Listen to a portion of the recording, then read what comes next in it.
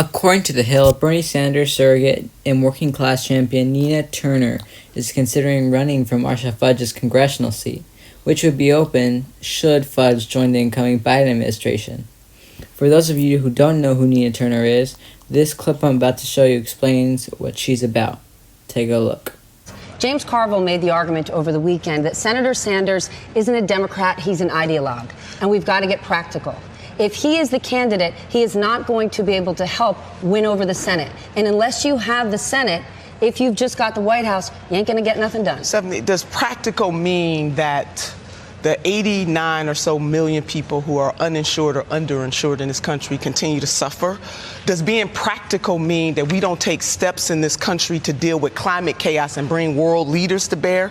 Does being practical mean that we continue to prop up a legal system that is unjust in every stretch of the imagination, that bears its weight down on black men and black women, and then by extension, if you are Hispanic or indigenous or poor? Does being practical mean that we don't say to the American people that you deserve better than what you are getting? That's not the kind of practicality we want. Does practical mean that you hold fundraisers and wine caves with Swarovski crystals with billionaires who want to control this system? Does practical mean we continue to go with the status quo while 500,000 people sleep on the streets at night? That's not practicality.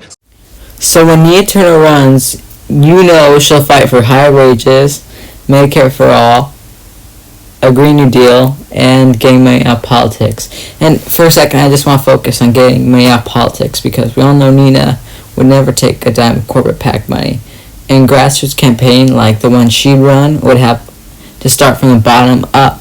But she has one particular advantage, and that particular advantage would be that she'd have access to more than $200 million raised by the Sanders campaign during the Democratic primaries. She also has developed national and local name recognitions, and she also could benefit from her campaigns with the Sanders campaign staffers and contacts. When Nina Turner commented on whether she'd run, she said, "Currently there is no vacancy in the district, and if it becomes vacant, things will unfold as they should."